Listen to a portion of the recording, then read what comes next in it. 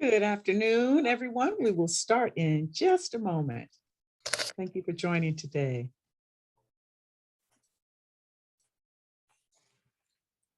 And if you would please go on mute, even though we will have time for questions. If you could put your questions into the chat, that would be great.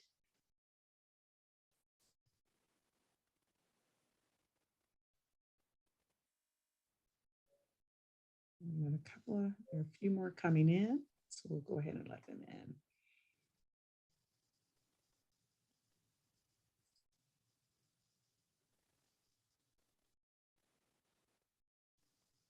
Happy Thursday, everybody. Yes, indeed. Mhm. I keep saying good morning and it's already Already afternoon. afternoon. And we are just super excited today. So let us get started. Good afternoon. This is the first time I think we might have done a lunch event for this, for our FranNet. And so we are super excited to have this particular presentation. This is you call it a lunch and learn. So if you guys are eating, that's fine. Have your lunch and learn something too. That's always a very good thing. So welcome to today's SBDC as we are covering FranNet. We welcome you all today. You've come to Pacific Coast Regional and the SBDC, where we are here to assist you. And go to the next slide. And so our role here is to help businesses to start, grow, and to succeed. And Pacific Coast Regional has been around almost 45 years, helping small businesses and underserved small businesses to grow. Brought on the SBDC, it's been over 10 years now, and there are 1,000 SBDCs in the country. So I encourage you to invite your friends that have businesses throughout the country to get the support that they need, because this is your great taxpayer dollars at work. The services to you are free of charge, but they are not free. And so we are happy that you all could join. So we hope that you take good benefit of them, use them wisely, because you, in a sense, have already paid for them. So you want to make sure that you use them wisely and other folks do too, and that we're accountable for the money that is shared. I'm Colette Moore. I am the director of PCR SBDC. I was also a client of this particular center. I had a staffing franchise and a franchise staffing franchise for 8 years. I was a good client. I was a bad client. I did a lot of things really well, and then some others I wish I had listened to my advisor a little more closely in some areas too. And so we're happy to have our speaker today to talk about franchising as a really great option to be able to look at a business opportunity for you. And so I'm really happy to be able to share this. So we're happy to introduce today Christina Hawfield. And Christina has spent nearly 20 years in a corporate career. She was first introduced to FranNet actually as a client in her quest to become a business owner. She's a trusted advisor. And so she served as an in-house consultant to large international law firms, advising partners and managed firm management on strategic planning, client targeting, and marketing and strategic growth. She is all about and passionate about helping clients along the way. So we're happy to have Christina on board. So, and we'll turn it over to her in just a minute. We just wanted to review the workshop objectives for today. And I did just want to take a moment as we talk about the objectives for today. I don't know if you guys are aware, but this month is Financial Literacy Month. And I think that FranNet fits right into that in terms of financial literacy, because Christina today is going to be talking about some of the financial considerations that you have to have and have to put into place if you are thinking about bringing on a franchise. And so as part of financial literacy, keep your ears attuned today to the financial pieces. Very important. Make sure to go and check our website for the many financial workshops that we have on board. I see one of our advisors is on today. Gary, I'm going to call you out, Gary Polk. Gary works with a lot of small and startup businesses, but he is also very well equipped on the financial side as a former banker as well, and understands some of the challenges as well as the success stories and success opportunities for working well in the financial side of your business. So today we're going to be covering what are the pros and cons of franchise ownership. Why would you consider a franchise versus buying an existing business or even starting your own? What type of ownership models exist? Really great, because when I was looking at franchises, I had no idea there were all these different models that you could look at. So Christina will talk about that. Go back one more, Oh, Christina. sorry No about that. problem. And then what type of, what industries or businesses are thriving today? And it'll be a good time if you guys have questions, particularly how things might have changed post-pandemic. How are franchises varying there? What makes a good franchise owner? Are you a good candidate? What kind of financing options are there to consider? And how do you research and also evaluate franchise businesses? So great information here today. So let's go to a poll. All right, so I'm going to launch this poll and I'd like for you guys to answer this question. Have you ever owned, I'm hoping there we go, it's launching now, so please put your answers in. Have you ever owned a franchise before? So no, thinking about it. Yes, currently, but not in business. And yes, you're currently in business. All right, so let us know about your experience with franchise ownership. All right, I think we've got room for a couple of more. All right, great. So we are going to go ahead and end the poll and share the results for you. And hopefully they're sharing in just a second. So while it shares, we have 64% said no, that you've never owned a franchise, but another group here is thinking about it. So as you all learned today, please feel free to ask questions, put your questions in the chat. Christina will be able to see some of those and she'll answer some maybe along the way and then others at the end of the session. So with that, I turn over to you, Christina Hoffield with FranNet, and we're so excited to have her to take you through Franchise Ownership 101. Thank you so much, Colette, for that kind introduction. And thank you and the Pacific Coast Regional SBDC for all you do to support entrepreneurship and business ownership in the Los Angeles area. You guys are fantastic. And I'm so grateful for you guys all joining us here with your sandwich over lunch. And I have a lot of information to cover. So it sounds like this is new to many of you. Many of you are considering it. And really my goal here today is to inform you, give you some really good nuggets and information to help you make an educated choice. You know, owning a business, owning a franchise is a big deal. It's a big investment. It's, takes a lot of thought, both personally, professionally, and financially. And so we're going to cover a lot of ground today. I think Colette talked about my background and so some of the things that we'll talk today. So we'll just move right along. I'll introduce FranNet. So I work with an organization called FranNet. We are a franchise and we are a 30-year-old international consulting firm. So many people think, what does that mean? Well, what we do is we don't sell franchises. We work to help match people with businesses that are in alignment with their own goals and values and needs. So similar to an executive search firm, right? We're helping find our clients good business fits.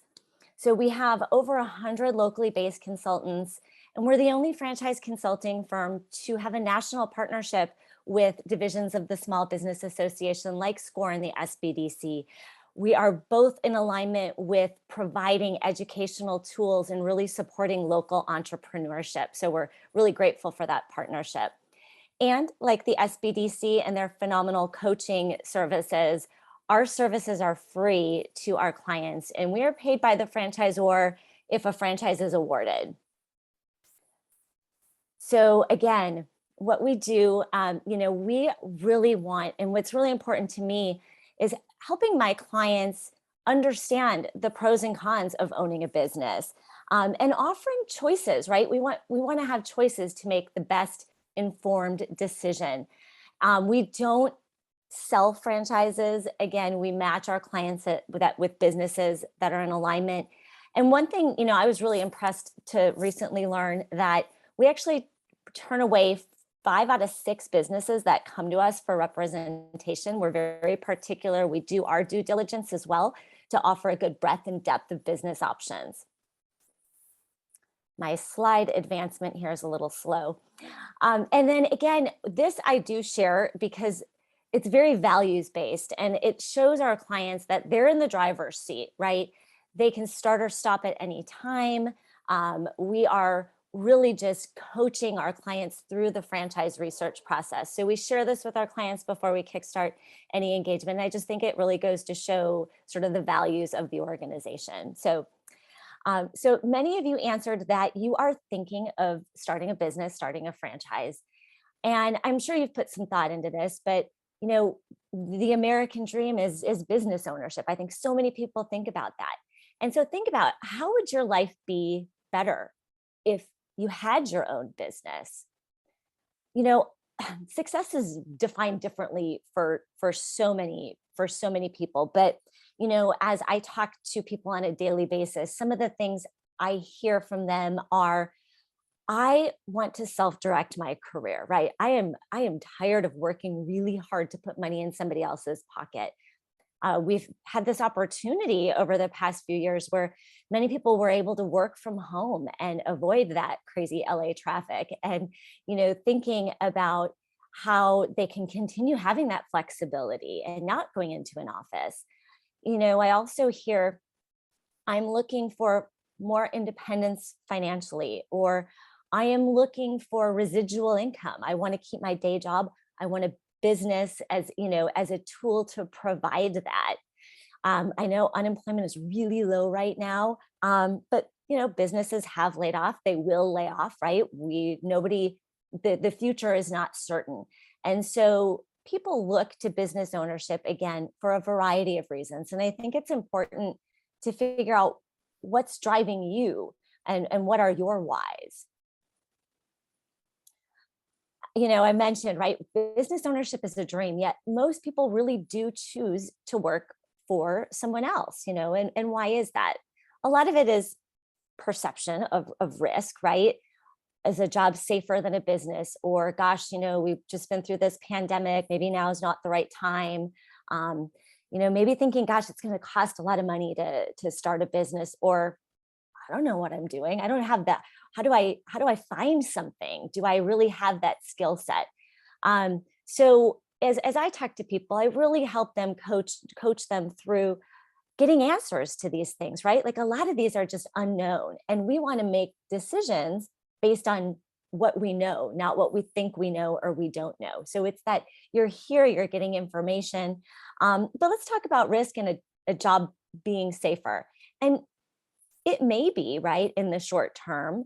But again, you don't know if your company is going to be sold tomorrow. You don't know if your company is going to be laying off.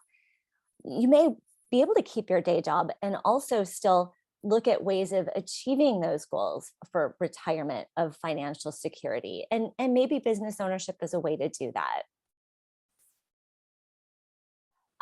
So we think historically, right? Way back in the day, people would have a job, have a pension, look at that, and then they'd retire with their pension. And now we're seeing even 401ks changing, right? So, and the average job, I think the last statistic I looked at, was of a, more of a mid-level to senior level person, was 26.2 months. So job security, is it there, or are what we're really thinking about is, how do we create income security? Our job may fluctuate, but how can we look at it in a different way, through a different lens?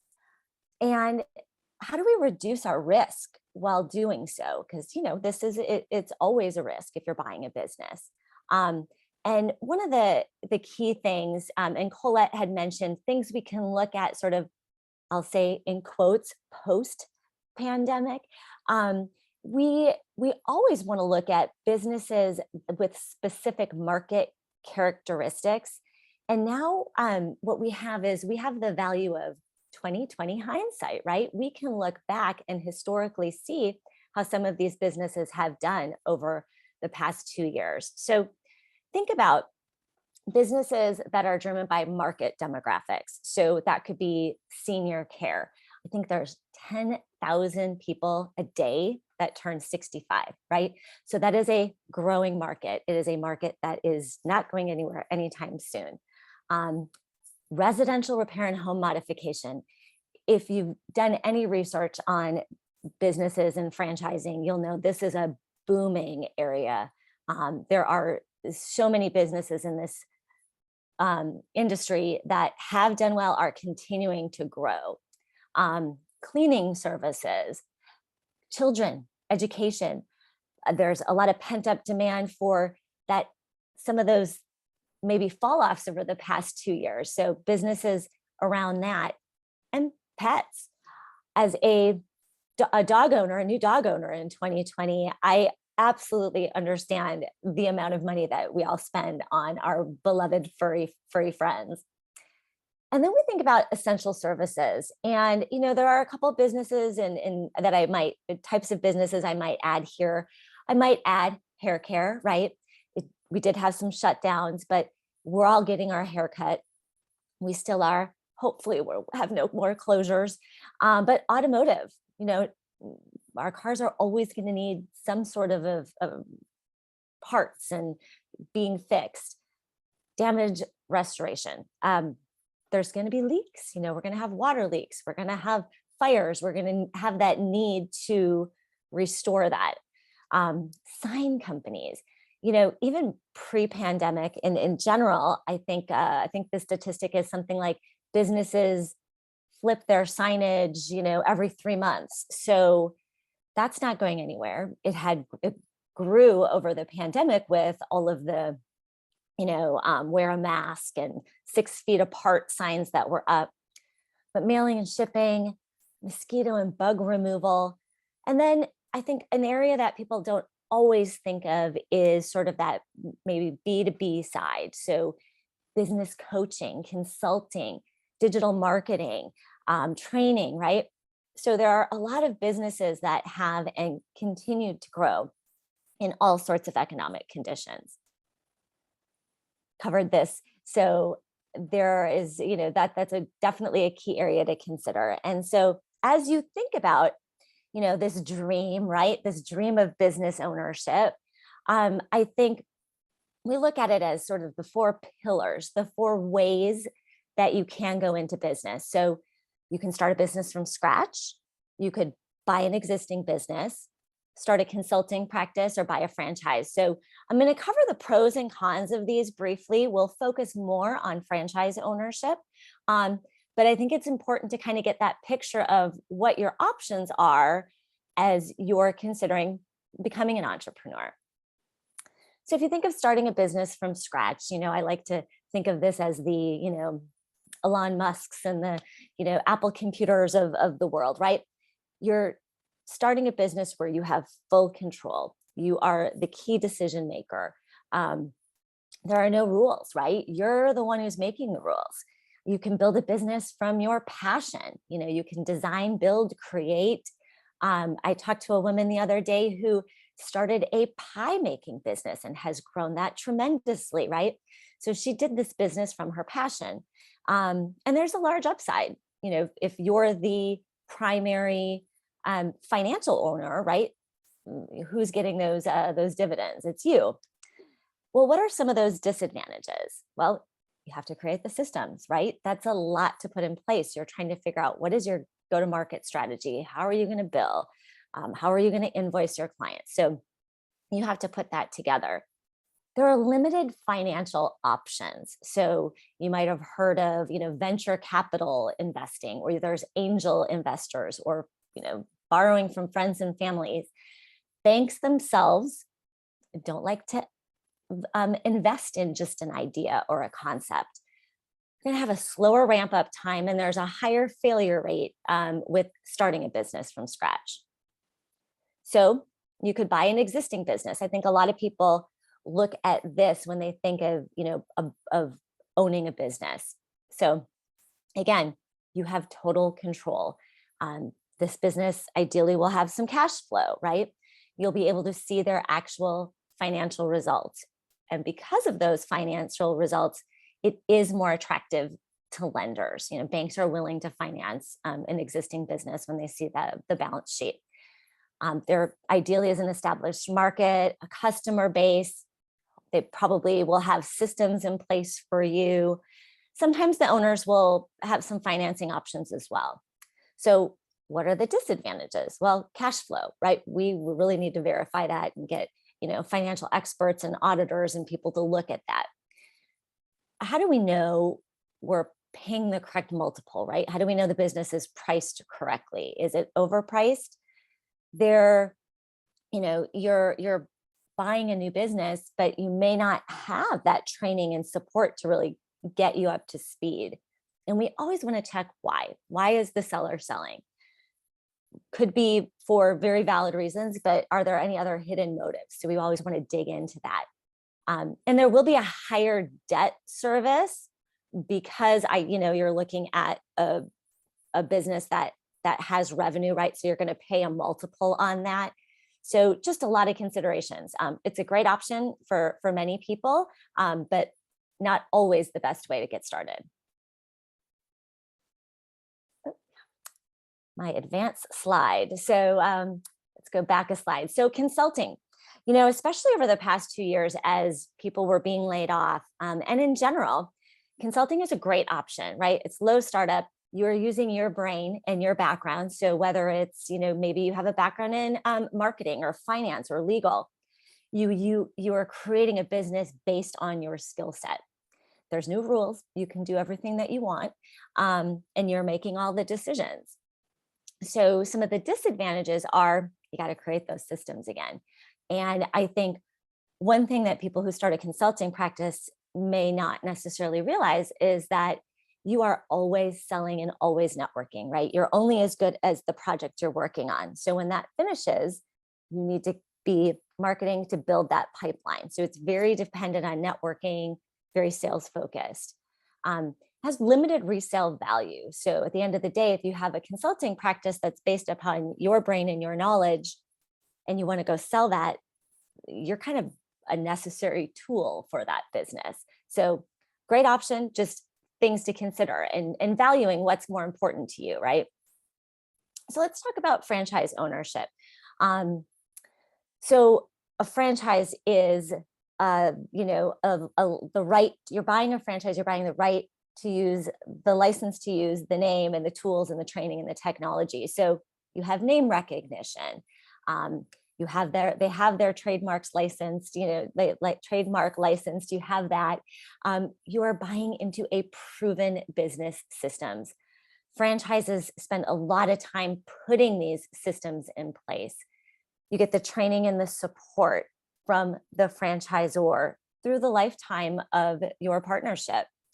They're typically at a lower cost because you're starting from scratch, right? And you're building that business. There are financing options, right? There are lenders, whether it's a bank, traditional bank, SBA, there's a lot of financing options for a franchise business. Franchise disclosure, very key. I'm going to talk about that a little bit more on the next slide. A franchise family, they often in the franchising world, we say you're in business for yourself, but not by yourself. So not only do you have the franchisor to call upon, but you have other franchise owners within the system that you can rely upon for support, ask questions to. So what are some of the disadvantages? Well, there are fewer industry options. You have a structured operating system in some franchises. So if you're a person who can work within some guardrails, who kind of likes having systems and structures, could be a great option for you. If you're a person who is more, I'll use Elon Musk, he's been all over the news, but if you're somebody who wants to build, create, do your own thing, not follow the rules, those are great people to have, maybe not the best franchise owners. There are territory restrictions. So you're buying the license to sell and work this business within a specific geography. And And you can only sell the products or services that the franchisor wants you to. So let's say you own a hair salon and there's a brand of shampoo that you really like. You can't sell that. You have to sell the products and services that the franchisor has for you. And so you will also be paying an ongoing royalty payment to the franchise through the extent of your contract and your ownership there. I see some questions. I'm going to hit on some of these. So let's kind of get through that and then we'll circle back.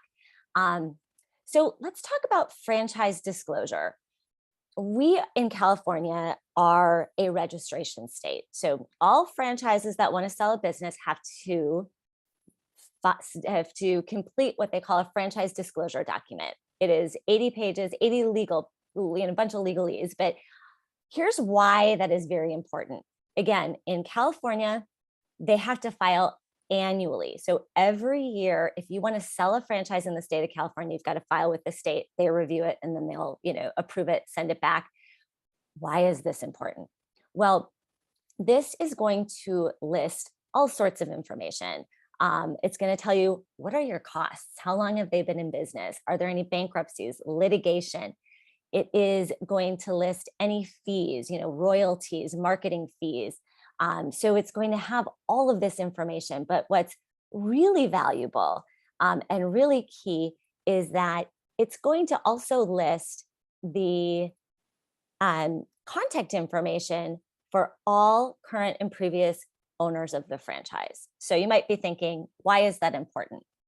Well, let's say I'm going to use a hair salon again. Let's say I'm going to go buy an existing hair salon down the street. So I talk to the owner, I get the financials, we review, we audit her or his specific financials. I have one location that's giving me information, right? With a franchise, you can talk to as many owners as you'd like and validate and ask them, how was the franchisor to work with? Did you get the support that you needed? How long did it take you to break even? What are you taking home top line and bottom line each year?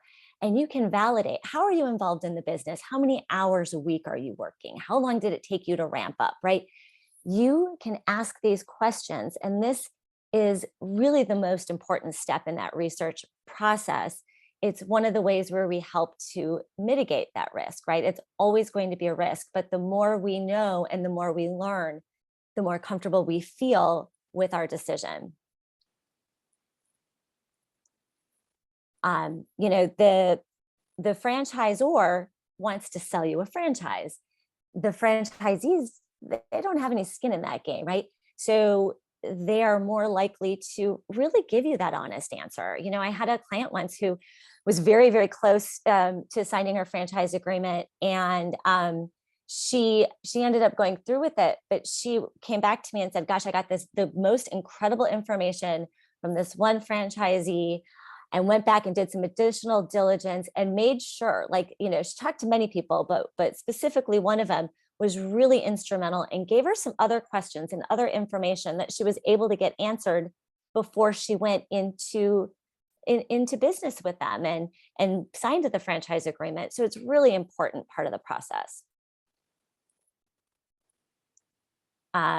So now we're going to go into, a little fun myth or fact. We're going to test your franchise knowledge. So you don't have to type this. You can think this in your head, but myth or fact, franchising is only fast food and retail, right? We've got McDonald's burgers and Subway subs. That's a myth. Remember those businesses we talked about a little earlier? All those different types of businesses. Where'd it go? There are actually over 3,600 different franchise businesses in over 90 industries. So there are a wide variety of options in which to choose. It's just finding what makes sense for you. So myth or fact, franchises succeed because of the quality of the product. That's a myth. Can you make a burger?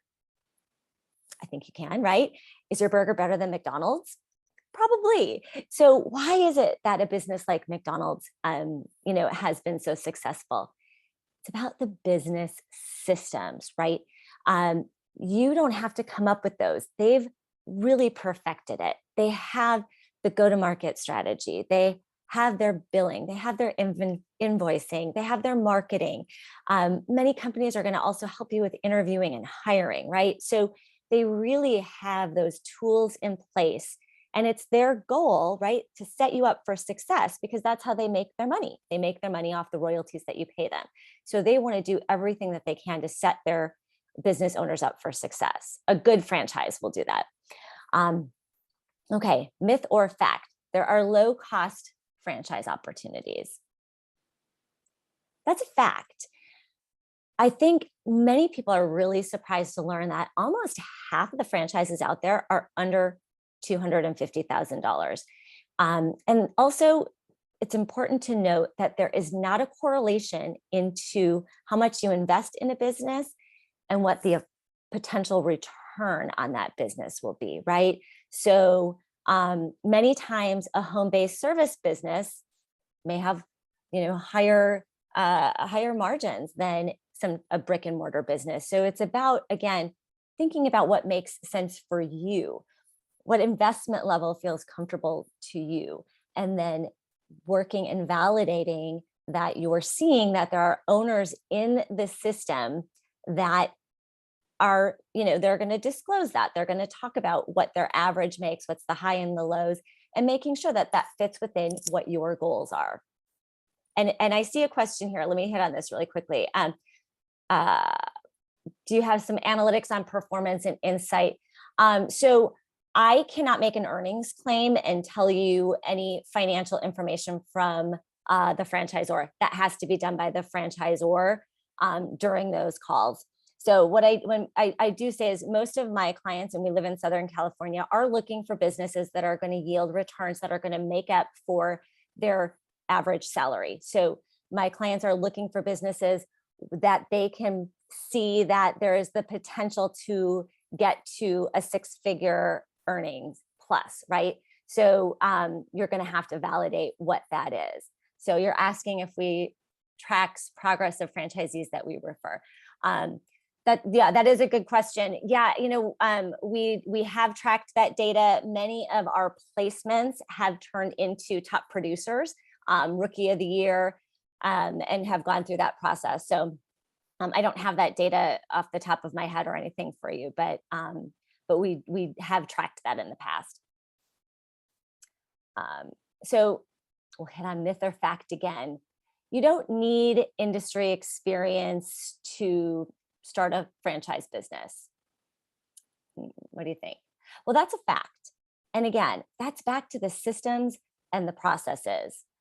Franchisors, as you're talking to the franchisor, they're also interviewing you, right? They're looking for people who are going to follow their systems. And that's from day one. That's from that initial dialogue, that initial meeting. So as you're evaluating, is this a business that makes sense for you? They're also looking at, is this an owner who will be a good fit for our system? So they want people to bring their skills to the table, to have business or management skills, good communication, good people skills, somebody who is willing to follow that process. So I think a lot of people are also surprised to know that less than 25% of people who buy a franchise buy it in the industry that they have experience in. And so to paint a picture of some examples, just want to talk to you about a few of our clients here in Southern California. So Deshone is, she came to us from healthcare, and she was very client focused, really personable. And when we talked to her about fitness machine technicians, she thought her first thing was, I don't know anything about, repairing fitness equipment, but her job was really not to repair the equipment. She was going to hire those folks and manage them, but she was the one who was meeting with the customers, talking about, the business, being that customer support liaison for them. And she just fell in love with the model and felt it really hit on all of her goals. Kara actually was a studio executive Prior to that, she was an investment banker on Wall Street. And she said, I want a simple business that's going to wow the customer, that's transactional. And she got involved in a business that does trash reduction for a cost savings to the client. So completely different from her corporate background. And Joe was the director of logistics, and he had been laid off from his company and was looking at business ownership, kind of didn't really know what he was looking for. And when we were talking to him about junk luggers, he thought, I can't do something like that. But as he learned more about the business, it really honed in on all of his goals. It was a way that he could utilize his skill set. And Joe ended up buying out all of Orange County with junk luggers. So if you see those, if you're coming to Orange County and you see those green trucks, it's Joe. And Michael and Kendra, they were in the medical science, or they were scientists, right? They were in that medical profession, and their values really were helping others, being in the community, and they got involved with a staffing business. So lots of different options. And, I think it's important, somebody's saying here, would you recommend buying a business on passion? And I'd say no, actually. I think you want to look at what your skills are. What are your transferable skills? What are you bringing into the table? And what that business is going to do for you personally and professionally. I think what I see when I talk to my clients is some of the people who may tend to get to that point and do well are looking at business for the sake of business. How am I going to be involved in the business? Is it going to help me hit my goals? And I can use myself as an example. We all have a lot of different passions, but at one point I was looking at buying a fitness. One of my major passions, and I still spend a lot of time, is fitness. And this specific business, before I became a FranNet client, and then ultimately with FranNet, what it was going to require was, so I went down the path on my own, researching, Google searching, talking to them. And then I found out that it was an owner operator model, whereas the owner, I needed to be there at 5 a.m. And I had 2 small kids and a husband who traveled. So it really didn't fit my model. And so, I think some people may buy a business based on what they're passionate about, but I really think it's about looking at, what are your goals? What do you want the business to do for you? How do you want, how do you want to be involved in the business? And looking at those characteristics more than, I'm passionate about fitness or pies. Okay, so we'll hop on to the next one here.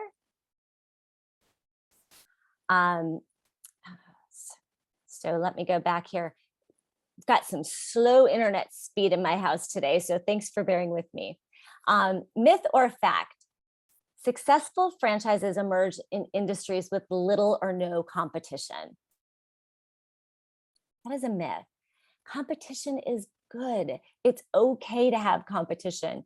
We are always going to have competition, right? Whether you're buying an Apple computer or from IBM or from HP, right? There's competition out there.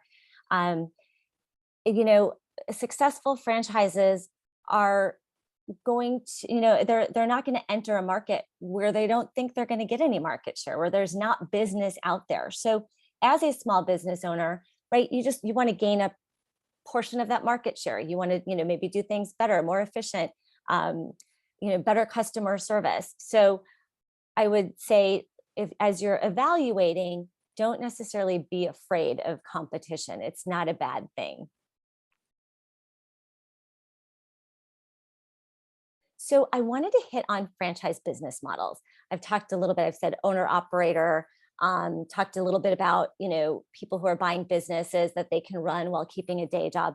So let's talk a little bit about what that looks like. So the first sort of model that you might hear about is what we tend to call semi-absentee or executive model. This is where you are keeping your day job, you're working on the business, but not in the business. You tend to be monitoring those KPIs, key performance indicators remotely. Oftentimes it's app-based now. It's a manage the manager model. So you're bringing your business skills in to help grow that business. So I also tell people when they come to me and say, I want a passive business, I don't have a lot of time, I really think it's important to consider this is a big investment. I don't know many people who are willing to spend 100, 200, 300, some businesses that are, $800,000 and not be involved in it at all. So it's important to kind of think of how much time do you have to invest, and what your budget is and financial considerations. But this is a great model for folks who have some bandwidth, and have some, financial backing that they can look at buying a business and working at the same time. So usually requires a storefront. Usually because there is a real estate component, it will be at a higher investment level. And then typically, if you are signing a lease, right, your landlord is also going to look at collateral and have some financial requirements as well.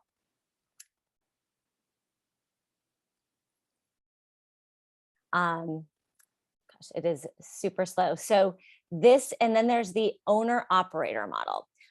So this doesn't mean this is where you're working full-time on and often in the business, but it doesn't mean that if you own a cleaning business, you're going to be cleaning homes. You are providing leadership. You're most likely sort of figuring out where you're going to be spending your marketing dollars. You are managing maybe a team of people and you're building and growing that. And maybe you're going to scale it where you can step back a little bit more eventually, but this is where you're going to be full-time involved in the business. You don't need industry experience for either of these models. You're going to get training, you're going to get support, you're bringing your knowledge, your business acumen to the table. So lots to consider. I see some questions here, and what I find is, my head starts spinning. What's the best fit? How do I know what's going to make sense for me? Well, again, I think it's important, we talked about earlier too, what's your why? What is driving you to look at business and franchise ownership? Maybe it is work-life balance. Maybe you don't want that commute. You're having to go back into an office.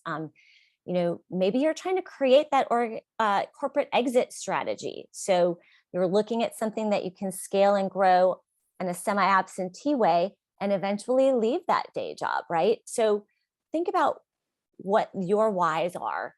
And then think about, your finances. I'm going to hit on this again in a later slide because I think it is really a crucial component. What do you need this business to make for you? Year 1, year 3, year 5? What do you feel comfortable spending? What do you have saved, right? So really getting your financial house in order, is really important as well.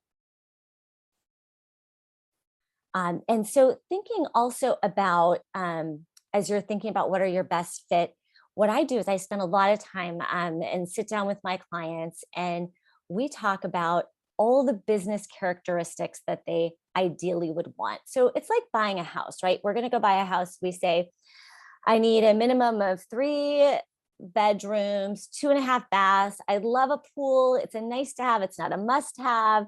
I want a fixer upper. I want something that's already remodeled. So think about what those aspects are. How many employees do you feel comfortable managing? Are you okay if your employee count scales as the business scales? What kind of customer do you want? Do you have B2B, B2C, product, service? What's your appetite for risk, which, kind of work with my clients to kind of help assess that. But are you looking for a business that's maybe a growth business or something that's more established? Pros and cons to both of them.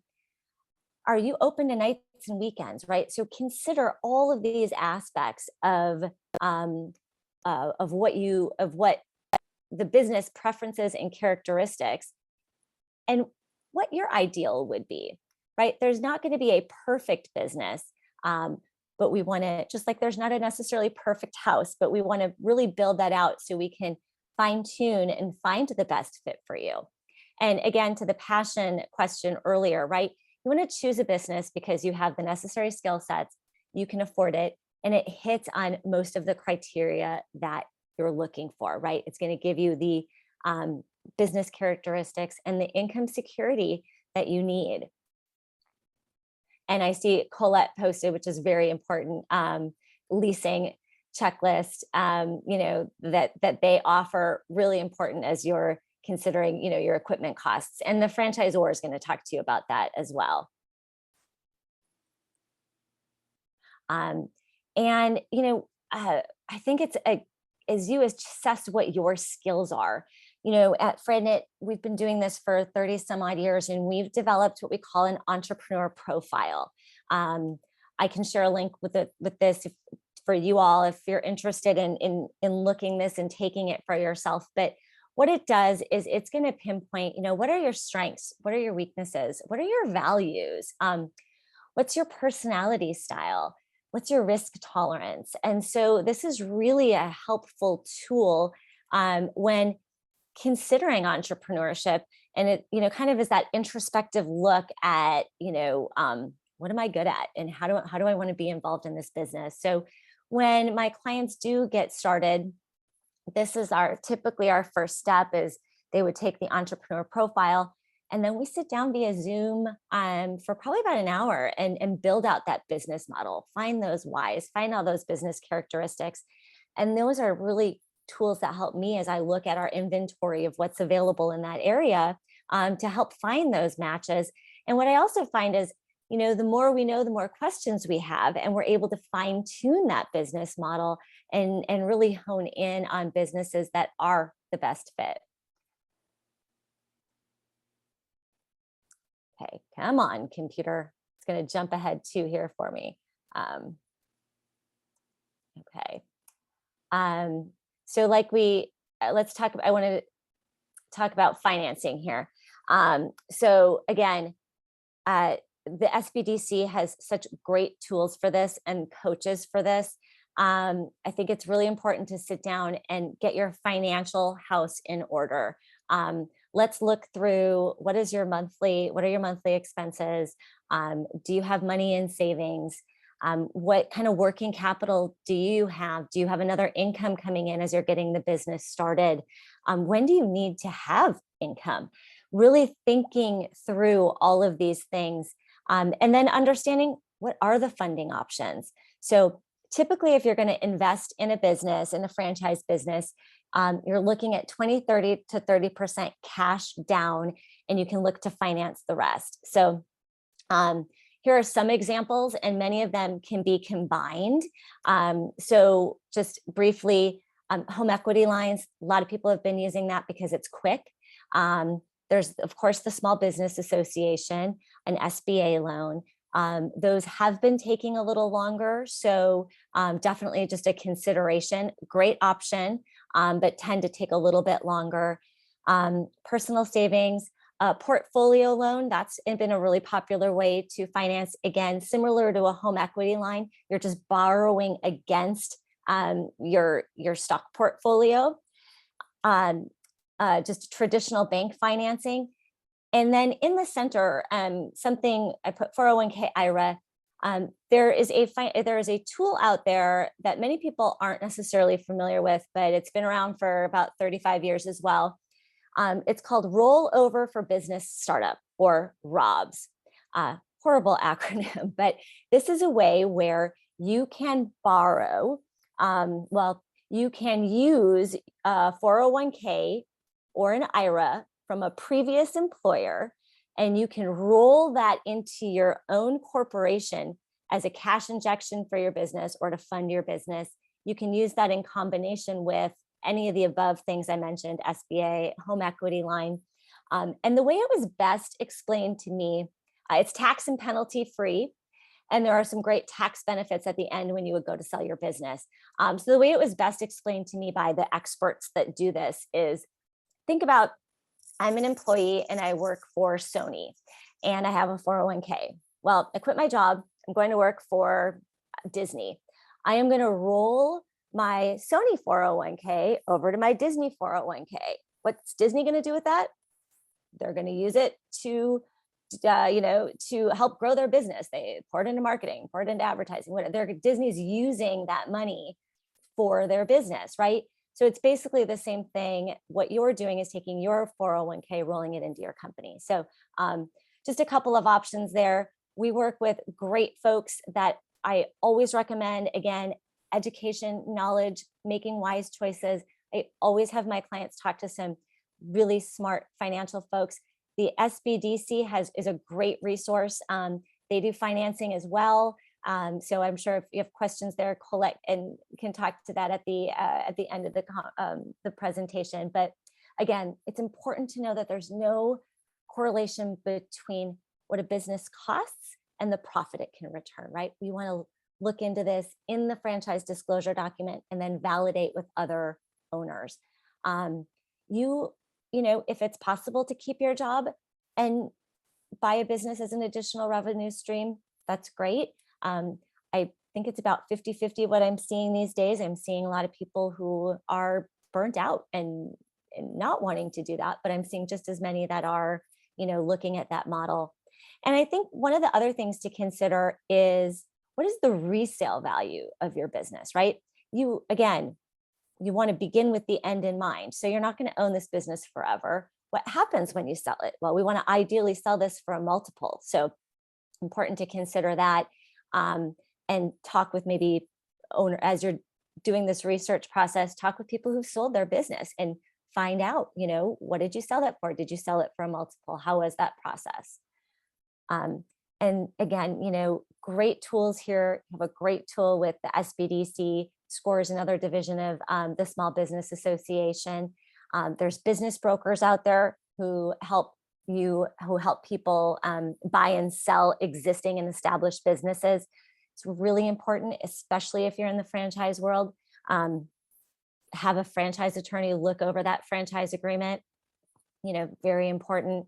And again, we want to make smart, educated choices. I was having a talk with my client today who kind of was coming up with a couple of things. And I said, well, how do you know that? She was kind of, questioning a few things. And I said, that's a great question. Do you know the answer to that? And she said, I don't know. I said, okay, well, you got to ask the franchisor, right?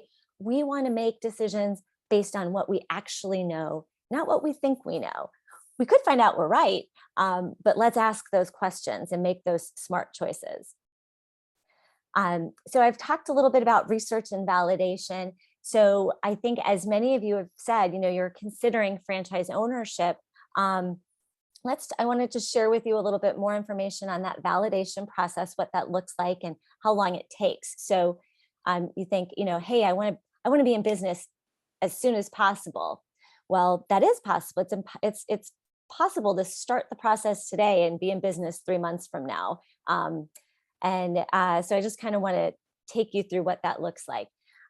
So typically, this is about a 60 to 90 day process. I've seen people move as fast as 45 days, and I've seen people take a lot longer, right? So we work with our clients. Like I said, we go through our profile, we build out that business model, and we make introductions. So the first step is you would talk to the franchisor, get that high-end overview of the business.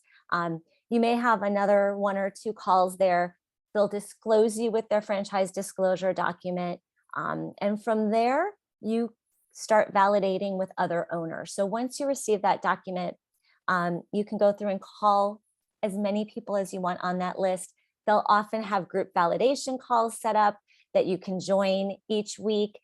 You may, if there's somebody local operating, you may go visit them, go, if you're looking at a hair salon, go test that out. If you're looking at a fitness concept, go, take a class.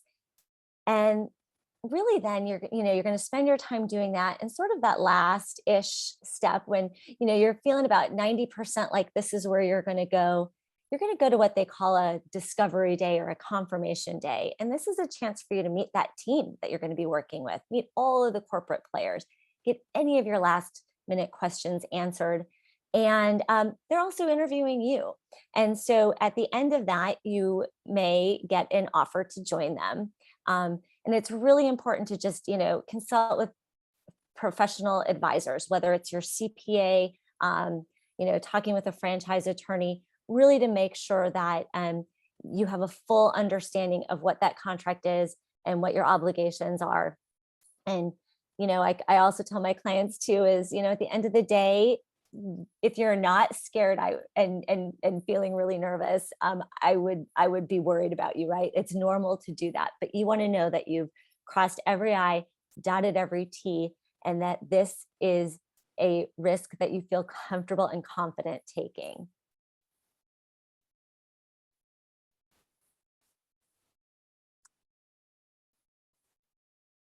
Okay, here we go. Okay, so again, we talked about our entrepreneur profile. If you want to link to that, I know that this is being recorded, so they will put that up on the website.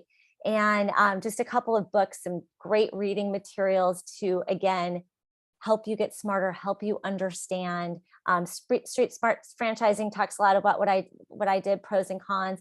Built to Sell, we'll talk more about that value added when you go to sell your business, right? We want to create a business that we can sell for a multiple. So some good reading there. If you have a phone, you can put your, scan the QR code that'll take you to a direct link to me. I'm happy to send you a copy of the slide deck, a copy of our profile, and would love to just kind of open it up to any questions, and then I'll share the contact information for our wonderful PCR SBDC. Go through and see what we didn't get here. So how are the franchisees we represent vetted? So we at FriendNet have a team of people that interview and talk with all the franchises coming on board. They have criteria that they use, we're looking at different investment levels, different owner operator, semi-absentee businesses that have with the in their disclosure, the item 19, that are going to disclose what their finances are. And they go through the same process that clients do. They call other franchise owners and they go through that validation process. And then Christina, the other one is not seeking earnings. So that's what Raza said, asking if you guys as a coach track the progress of franchisees that are referred. Yeah, and I don't have, we have done that through our corporate offices. I don't have that information readily available. I know at one point we had a large percentage of people that we placed with businesses that were, top producers or rookies of the year. So I don't have that data. They haven't actually done that maybe in about 5 years. So I think it's something that we're talking about pulling together again. Okay. And then Shara asked, would you recommend the owner be passionate about the franchise they're buying? Yeah, you and we did talk about that, and I think it's just important to consider what the business is going to do for you. Does it fit your business model? Does it fit those goals? I think those are really key areas to look at, in more so than necessarily being passionate about that. Yeah. And I loved, Christina, how you talked about your style of business too. So, and style of work. So if you're not getting up at 5 o'clock because of home, or just not you to get up at 5 o'clock, you're a night person, don't get into a business that's what's required in order to be successful. And other franchisees tell you that that's how they start their day. Yes. So you do want to look at kind of work style as you're going through. Absolutely. All right. And there was a great question here about home-based businesses.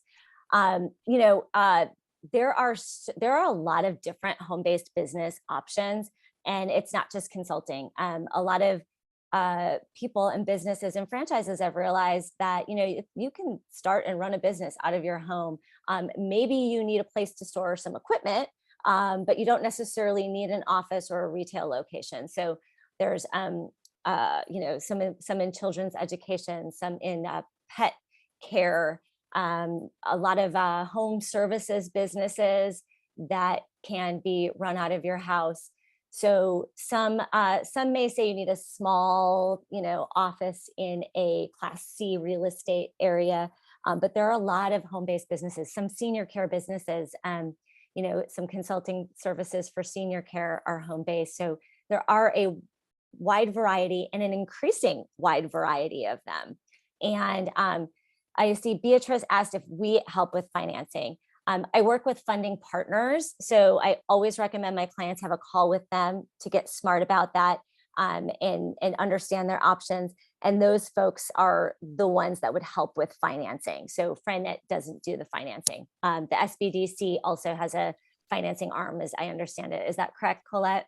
No, with SBDC doesn't, but we also work with lenders. So Pacific Coast Regional is a small business lender and a CDFI. So we have helped with franchisees with like 7-Elevens and things like that. So we can assist you in that process on the financing side. So. Perfect. And then Vanessa asked, our services at FriendNet are free to our clients. We're paid if the franchisor awards a franchise. All right, and I see Paul has a hand up. So Paul, do you want to go ahead?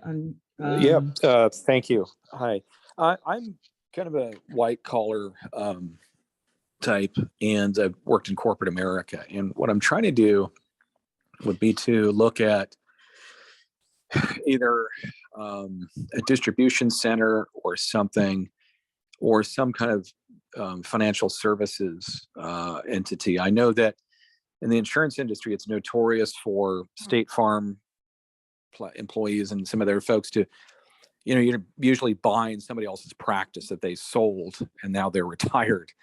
And I'm wondering if there are a lot of franchises like that, rather than, say, like you said, your storefronts and things like that. Because I know what I've noticed during the pandemic is, much of the death of retail right in front of us. And I just don't want to be in that kind of position.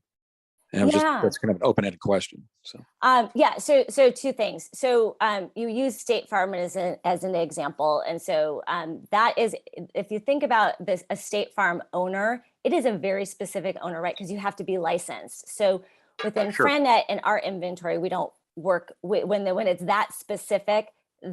That's not something that's going to appeal to a larger variety of folks. That being said, there are businesses out there in sort of financial services, cost management services. Most of my clients that I work with, I would say 98% of them are white collar sort of corporate type individuals. So there's a wide variety out there. And then you talked about franchise resales. So, buying an existing business, there are out there. So you could go to Biz Buy Sell, you could look at franchise resales.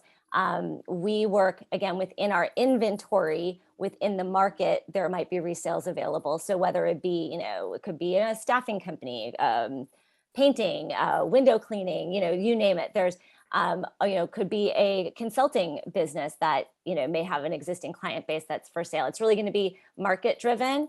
But Paul, if you want to hop on a call and kind of ask some specific questions, feel free to reach out. Okay. No. Yeah. Well, I've got your contact information, so I'll go ahead and do that. Definitely. All right. Great. Thanks, Paul. Okay. Sure. Okay. Thanks. This is what I love. I tell Colette all of the time, the SBDC, you all are always, you have such wonderful questions. I so appreciate, it's nice at the end of a presentation when people are asking some questions and there's some additional dialogue. So again, hats off to the PCR SBDC crew. Yeah. Any other questions? This is you guys, your time, because if you're interested in franchising, I'm sure you've walked into some places and went, no, how do they do that? How did they get into that? But to your point, a lot of those are retail questions or retail organizations as well. So I encourage you to ask questions. Christina is available. I encourage all of you all to get your numbers together, because if you don't know your numbers, you don't know your business. And I don't care whether it's a franchise or another business that you purchase or one that you're starting, you guys got to work on your numbers. We are here to help. So I know you've been seeing a lot on profit projections, and we want you to, it's not a mystery. So we want to take any mystery out of money away from all of our clients. It's not a mystery. You guys can figure it out and you're well equipped. And so great. Okay. We're meeting with your bookkeeper today. Thank you, Shara. All right. Love it. let's go. And so I want you guys all to understand those numbers. And then also franchise, it's a business. So how do you make money in the business and then use that for your generational wealth, right? So Yep. you want to build wealth here. I see that, go Shar. So I want to see more folks doing that as well. All right, so we just had a couple, I put a note in there for those that, okay, we'll come back to Mariah. 1 second, Mariah, thank you. I put in the chat, if you do not have an SBDC advisor already, please let us know in the email info@pcr.sbdc.org, or if you need to be reconnected with your advisor, please let us know and we'll make sure to reconnect you to help you with all of those, the planning, maybe some additional questions. And then I know Christina mentioned the survey that they provide, the assessment of who you are, and then maybe what type of franchise that you fit. That may be helpful. And then you want to make sure that you're a good fit with the organization that you are looking to maybe join yourself with. I think it's really important. All right, Rosalind is asking, what type of help should we get if we have a business and want to make it a franchise? That is something, go ahead, Christina, you see. I was going to say that I do get that question quite often. It's not something that we at FranNet do, but Mariah, there's folks that I know that have that service. So if you want to ping me, I can make sure you to connect you or you get that contact information. Right. And the key thing, Mariah, is making sure that your current business is profitable, that it has sustainability so that people will want to follow your model. All of these is about, profit. If you want to buy a franchise, an existing location, you're going to be looking at were they profitable. So same thing here. If you're looking to become a franchisor, they want to know that the model is working and that it has long-term sustainability. So make sure that it's profitable, and we can certainly help you with that, and then also assist you if you're looking to be a franchisor. But Christina is a great source as well. We are not working in an office currently, Rosalind, so everything is remote. And so you are still able to work with your advisors online and in the virtual world, by phone, whatever works for you. Okay. Any other questions? All right. Paul, did you have another question, or should I lower your hand down? Okay. If you have another one, please feel free. You guys, thank you so much for joining today. Yep, yeah, I'm sorry. I'll call back. I think my questions are kind of technical, so I'll call back to her. Thanks. Anytime. Okay, so you'll follow up. All right, great. Yeah, I'll follow up via email. Thank you. All right. Okay, Perfect. All right. You guys, thank you so much. Great questions today. We appreciate you all. If you haven't had lunch, go and enjoy, and then chew on how you guys are going to make sure to show some profit in the next year and then sustain that into the future. We are here to help. Christina, thank you so much for coming on. Great information on not just franchising, but business in general and starting up a business and things to consider. So very helpful in the path of business ownership. So thank you guys. Have a wonderful day. Thank you. Be successful. Yes, we look forward to hearing about your success stories. Yes. Have a great day. Take everybody. care. Thank you. Bye-bye.